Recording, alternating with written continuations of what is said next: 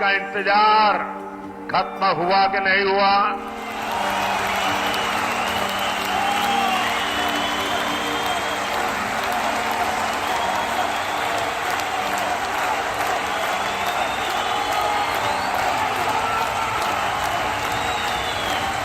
अब की बार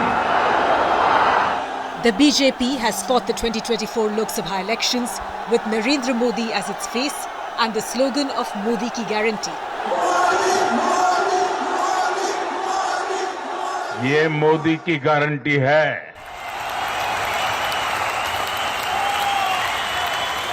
Despite being in power for a decade, the BJP decided to center its campaign even more firmly around Modi. And the Prime Minister set an ambitious target as he eyed a third term in office. आज पूरा देश कह रहा है 4 जून को 400 पार।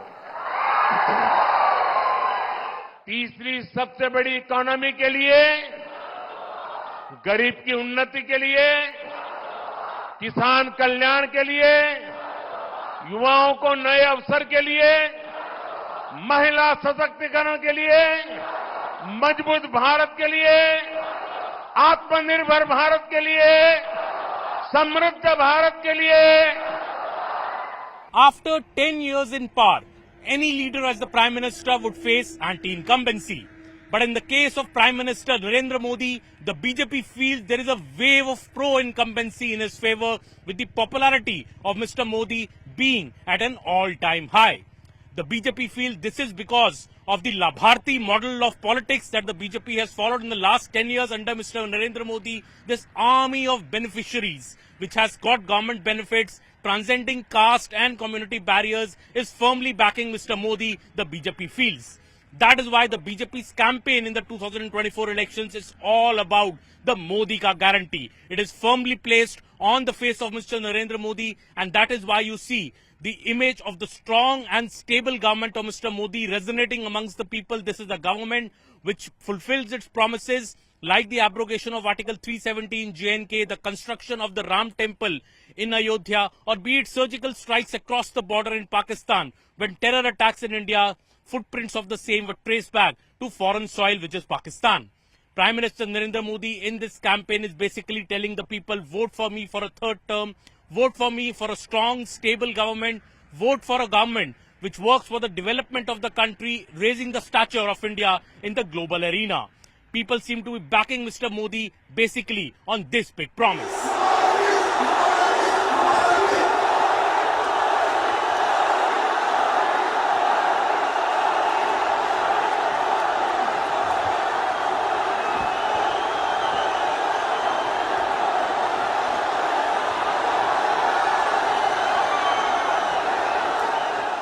मोदी जी, मैं जब आप बात करते हैं 400 पार का और कि बीजेपी 370 के पार जाएगी, एनडीए 400 के पार जाएगा, तो इसमें थोड़ा मैं अगर स्पेसिफिक्स में आपको लेके जाऊं, कई स्टेट्स ऐसे हैं, यूपी हो, बिहार हो, राजस्थान हो, छत्तीसगढ़ हो, मध्य प्रदेश हो, इसमें बीजेपी एक तरह से सैचुरेट पिछले इलेक्शन में कर गई, तकरीबन पूरा स्वीप हुआ। तो ये जो गेन्स हैं, जो 303 से 370 की जो जर्नी आप कह रहे हैं कि होगी, ये गेन्स आप किन स्टेट से देख रहे हैं? क्या ये दक्षिण भारत से आएगा, क्या ये बंगाल से आएगा, उड़ीसा से आएगा, आंध्रा तेलंगाना से आएगा? आपका थोड़ा अगर माइक्रो असेसमेंट हमें मिल पाए कि कैसे बढ़ेगा। इस देश में कई राज्य ऐसे हैं कि जहां अभी भी हमारे पास स्कोप है। अब जैसे अंडमान निकोबार, पिछली बार हम नहीं थे, इस बार हम आएंगे। यानी ऐसी एक एक गिनते जाओगे तो आपको अच्छा, हाँ यार मोदी ने बराबर हिसाब कर लगा के रखा है। तो मेरा पक्का मत है कि हम बहुत सी जगह पे हम काफी कुछ करेंगे इस बार, क्योंकि दक्षिण भारत आपका एक बड़ा फोकस भी रहा है सिलेक्शन। ऐसा है कि मेरा फोकस पूरा हिंदुस्तान है, मैं टुकड़ों में नहीं सोचता और चुनाव के लिए मैं काम नहीं करता हूं। हम जीत करके इसलिए नहीं आए हैं कि अगली सरकार कैसे बनेगी, हम जीत करके इसलिए आए हैं कि आने वाले 5 साल में देश कैसा बनेगा। और इसलिए मेरी पूरी तपस्या या मेरा फोकस देश बने इसके लिए है। और जब देश बनाना है तो हिंदुस्तान का हर हिस्सा उसमें उतना ही, जैसे G20 मैंने किया, तो मैंने ये नहीं कहा कि बीजेपी के राज्यों में G20 होगा, हिंदुस्तान के हर कोई, अंडमान निकोबार में भी G20 होगा, लक्षद्वीप में भी G20 होगा। मैं पूरे देश को लेकर के चल रहा हूं। Modi has been BJP's trump card for the last 10 years. And especially with an opposition in disarray, BJP is driving home the point that a strong, stable leader like Modi is just what the country needs. Modi बड़ा factor लग रहा है sir election में। आप मोदी जी के चेहरे पे इस इलेक्शन में मैं देख रहा हूँ, ये 19 में और 14 में भी इतनी बात नहीं थी, आप तो अध्यक्ष भी थे 14 में जब इलेक्शन हुआ। इस बार बीजेपी बिल्कुल मोदी जी के चेहरे पे, मोदी की गारंटी। जी बिल्कुल, मोदी जी के चेहरे पे चुनाव लड़ने, ये कहने में मुझे कोई हर्ज नहीं, ये सच्चाई भी है, क्योंकि उन्होंने 10 सालों में करके दिखाया है। जो कहा था सब किया, और जो कहा था वही नहीं किया बल्कि उससे अधिक किया। तो स्वाभाविक है कि उन्होंने एक अपनी विश्वसनीयता कायम की है, उनके कार्यकाल का एक शानदार ट्रैक रिकॉर्ड है, तो हम उसकी चर्चा करेंगे, उस आधार पर हम लोगों से वोट देने की अपील भी करेंगे। Modi, Modi, Modi. While speaking to people on the ground, one gets the sense of why the BJP is so confident.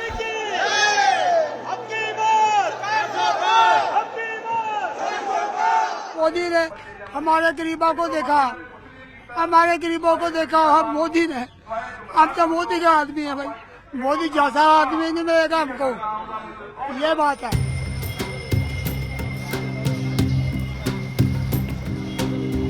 तो वाराणसी तो बिल्कुल मोदी में हो गया है। मोदी में हो गया, बस एकदम भगवान शंकर में हो गया। मोदी में क्या कहिएगा, सब उन्हीं की कृपा है। क्रेज है मुझे लगता है लोगों में कि सांसद तो है ही है आपके, पर प्रधानमंत्री भी है, तो क्रेज बहुत है लोगों में। क्रेज है, इतना साफ सफाई, इतना संस्कार को, इतना अपने ये संस्कृति को इतना वो किए हैं कि अच्छा लगता है। देखो, सत्कर्म करते रहेंगे, पब्लिक के बारे में अच्छा सोचेंगे, चाहे मोदी जी हैं अन्य कोई व्यक्ति है। आम पब्लिक को केवल सड़क की सुविधा चाहिए, मंदिर में दर्शन की व्यवस्था होनी चाहिए, कोई पब्लिक के साथ में कोई लूट खसोट ना हो जी। पब्लिक को चाहिए रोटी, कपड़ा और मकान। अगर पब्लिक को 3 चीज अगर कोई भी सरकार दे देती है, अश्वमेव विजय भवति। फिर एक बार मोदी सरकार होगी, फिर एक बार मोदी सरकार जी। हम लोग गाँव है, हम लोग मंदिर में घूमते हैं, हम लोग पूरा मंदिर में घूमते हैं, गाइड करते हैं। मोदी सरकार की वजह से हमारा घर परिवार चल रहा है, घर परिवार चल रहा है, अच्छा सरकार है। आपको कैसा लगा मोदी जी से मिलकर? क्या बोला मोदी जी ने आपको? मोदी जी ने बोला तुम्हारा नाम क्या है, मैंने बोला मेरा नाम चिंकी है, और ऐसा पूछा कि तुम कौन से स्कूल में पढ़ती हो, मैंने बोला मैं निशान स्कूल में पढ़ती हूँ। अच्छा, तो पहली बार मिली आप मोदी जी से ऐसे? हाँ, पहली बार। तो आप कूद गई ऊपर से बिल्कुल? हाँ, बिल्कुल जंप करके चली गई। हाँ। डर नहीं लगा आपको, कोई रोक लेगा? नहीं। तो this is the sentiment of the children also. बच्चों को भी मोदी जी से ऐसे मिलना, और वो मिल लेते हैं, कोई मना नहीं करते। मना नहीं करते जी। अब की बार 400 पार। आपको लगता है कोई डाउट है, कुछ गड़बड़ होगा? नहीं, कोई गड़बड़ नहीं होगा। एक सीट तो ऑलरेडी मिल गई है और 25 सीट आने वाली है, और विकास का मुद्दा या मेन मुद्दा है, और राम मंदिर का मुद्दा, 370 का मुद्दा, और विकास का मुद्दा, रोड रास्ते काफ़ी सारा डेवलप किया है जो 70 साल में नहीं हुआ।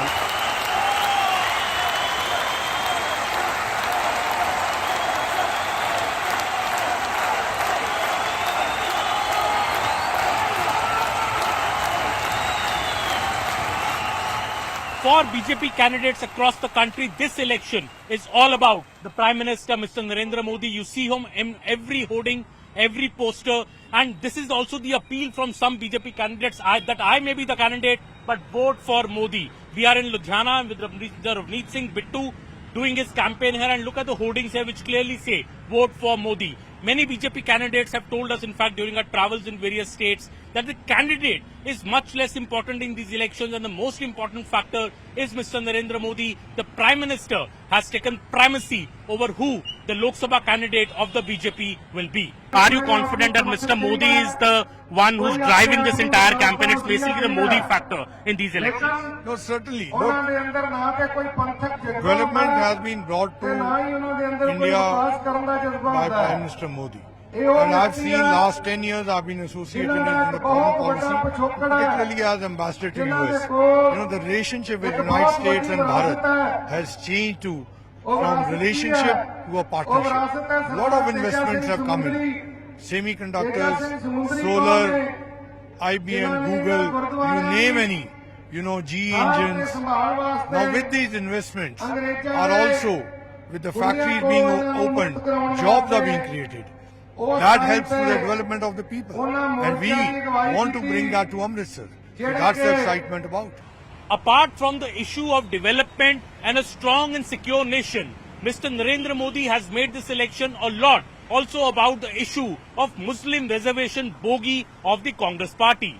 While the Congress party has been saying that the constitution could be abolished if Mr. Modi comes to power, Mr. Narendra Modi has managed to turn the tables on the Congress party by saying that the statements of Mr. Manmohan Singh, the former Prime Minister in 2006, 2009, then a statement by Rahul Gandhi about 12 years back speaking about Muslim reservation, speaks of the sinister designs of the Congress party. Mr. Modi has been saying that this is something that the electorate is now also speaking about, that does the Congress plan to bring in Muslim reservation, an issue on which there has been no explicit denial by the Congress party despite a dare by the Prime Minister to do so. Congress के नेता कहते हैं कि देश की संपत्ति पर पहला हक माइनॉरिटी का मतलब मुसलमान का है।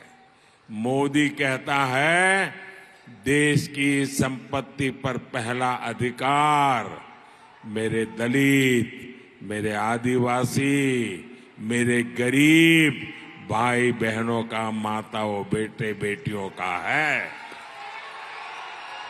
मोदी मुसलमानों का नहीं है। पहली बात यह है कि ये मुद्दा मुसलमान का नहीं है। इंडिविजुअल मुसलमान कितना ही मोदी के साथ होगा, लेकिन एक निश्चित विचार प्रवाह है जो उनको आदेश करता है कि आप ये करो या आप वो करो, उसके आधार पर वो निर्णय करते हैं। इस बार मुसलमान आपको वोट देगा? आपको उनके वोट की जरूरत है? मैं ये मानता हूं कि मेरे देश के लोग मुझे वोट देंगे। मैं जिस दिन हिंदू मुसलमान करूंगा ना, उस दिन मैं सार्वजनिक जीवन में रहने योग्य नहीं रहूंगा और मैं हिंदू मुसलमान नहीं करूंगा। ये मेरा संकल्प है।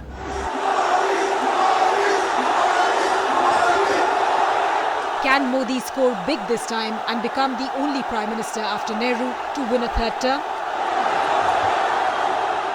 On the other side of the break, we look at the challenges within the opposition's INDIA bloc.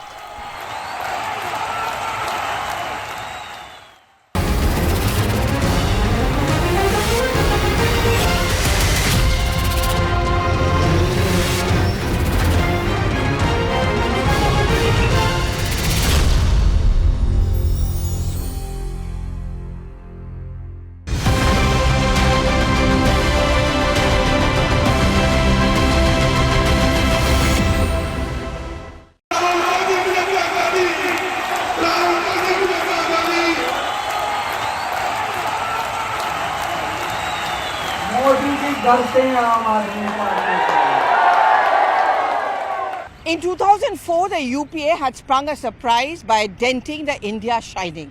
This time round too, the India bloc has hope that it can repeat the 2004 performance. There are many claims that they are making on the ground. According to the internal report, rising prices, joblessness are two factors which can swing things in their favour.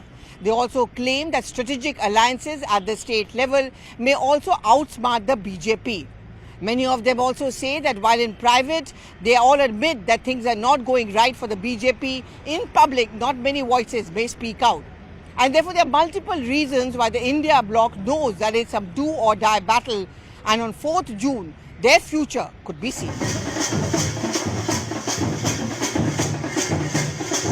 4 जून को India गठबंधन की सरकार बनने जा रही है। Optimism and hope can go a long way in politics, and the INDIA bloc is a living example of this.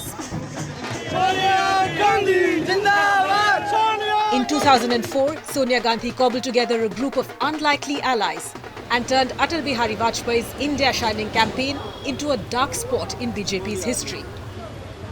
As constituents of the NDA, in principle, we have decided, as we have not got the mandate of the people, we have decided to sit in the opposition.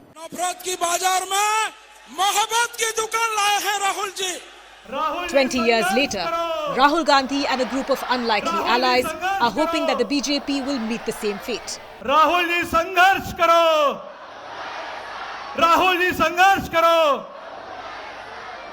ये जो manifesto बना है, ये manifesto Congress party ने नहीं बनाया है। ये मैनिफेस्टो हिंदुस्तान की जनता ने बनाया है। हमने सिर्फ इसको लिखा है।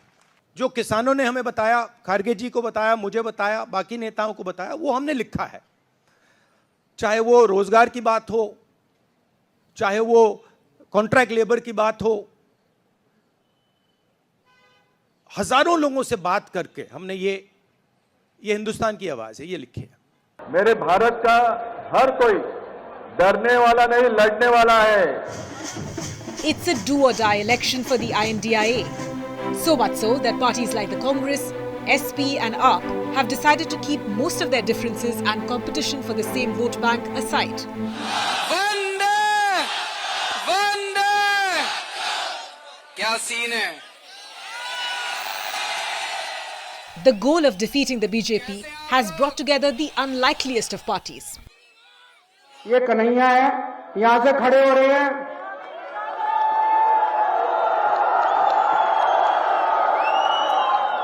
यहाँ पे आपको झाड़ू का बटन नहीं मिलेगा, यहाँ पे आपको पंजे का बटन मिलेगा। 2 नंबर का बटन है, 2 नंबर के बटन दबा के भारी बहुमत से जिताना है और रिंकिया के पापा को हराना है।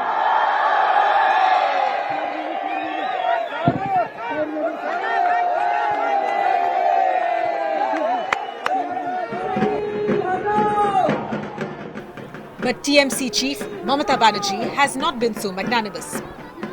She knew that it was important to decimate the Congress in order to stop the BJP's rise in Bengal.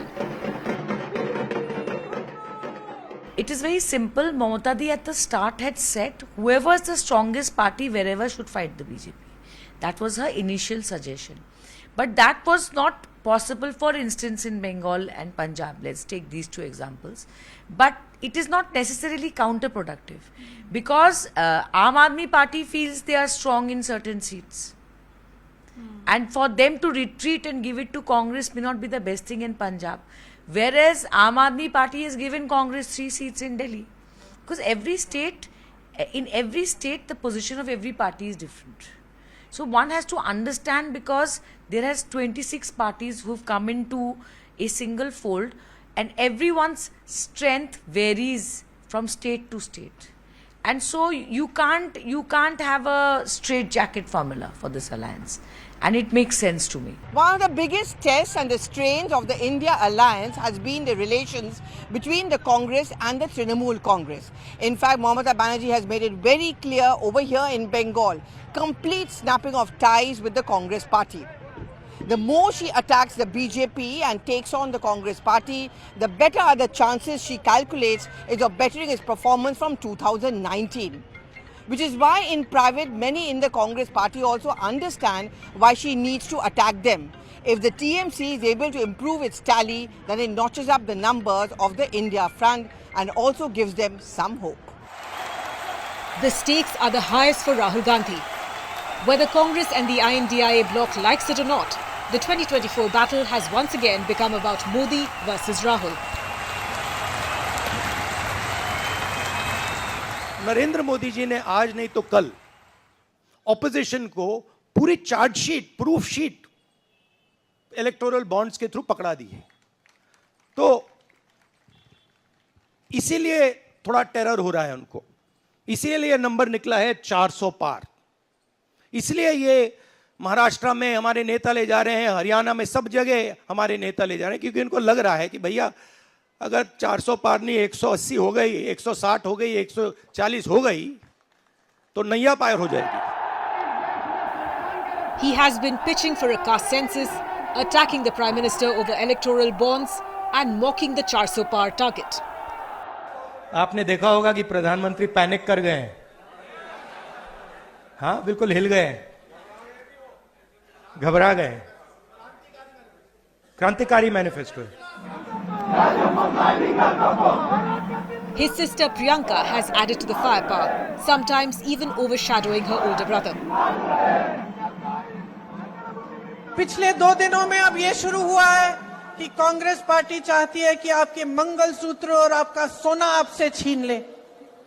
70 सालों से ये देश स्वतंत्र है, 55 सालों के लिए कांग्रेस की सरकार रही है। किसी ने आपसे सोना छीना, आपके मंगलसूत्र छीने। इंदिरा गांधी ने अपना सोना, जब जंग हुई थी, अपना सोना देश को दिया। मेरी मां का मंगलसूत्र इस देश को कुर्बान हुआ है। Rahul Gandhi! And the attacks haven't gone unnoticed. Rahul Gandhi! Congress के शाहजादे का कहना है कि ये देश के हर घर, हर अलमारी, हर परिवार की संपत्ति का एक्सरे करेंगे। हमारी माताओं बहनों के पास जो थोड़ा बहुत स्त्री धन होता है, गहने जेवर होते हैं, कांग्रेस उनकी भी जांच कराएगी। यहां सरगुजा में तो हमारी आदिवासी बहनें चंदवा पहनती है, हंसूली पहनती है, हमारी बहनें मंगलसूत्र पहनती हैं। कांग्रेस ये सब आपसे छीनकर वो कहते हैं हम इक्वली डिस्ट्रीब्यूट कर देंगे।